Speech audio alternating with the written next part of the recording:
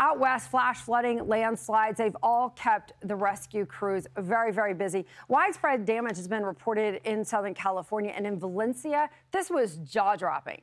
This is about 30 miles south of Los Angeles. An RV parked right there, look at it.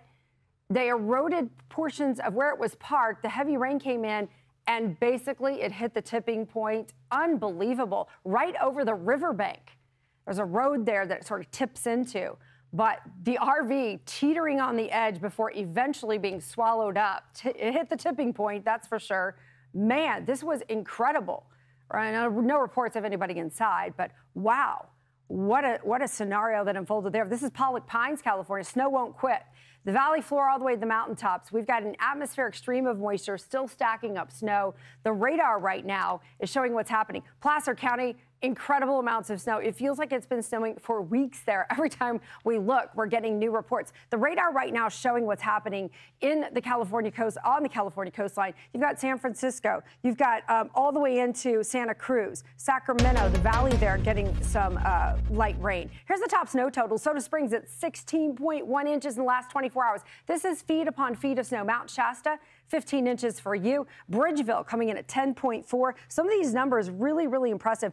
By the way, Bear Valley and Tahoe both at 6 inches there. The blizzard warning will go until 10 a.m. on Wednesday. The winter storm watches are still posted, and the advisories take us all the way into Elko, Nevada. This was an interesting scenario last night. Elko all the way into Utah, Eureka. There's a stretch there of a highway. This was right along 80 where this happened, or 90, sorry, I-90. I-90 that goes Elko to Eureka. They had a nasty squall line, you guys. It had 70-mile-an-hour winds in it. It was outrageous. Let's go to Salt Lake City because they are getting snow from this as well. It is reaching in from California to the Rockies. The moisture stream is just ongoing. Salt Lake City is now at 56 inches for their total so far this season. That makes them the snowiest season that they've had since 2013 in 10 years, in a decade.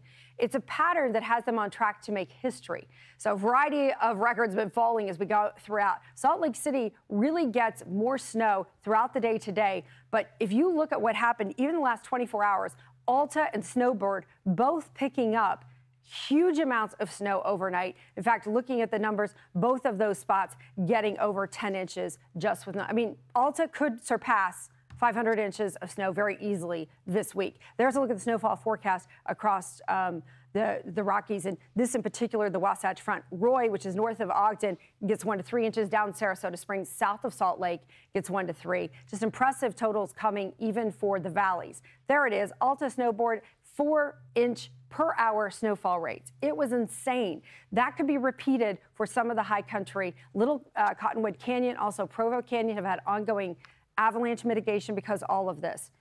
I'm Amy Freeze. Welcome to Fox Weather's YouTube page. We have more great videos on the way, so make sure to subscribe to stay updated on all things weather.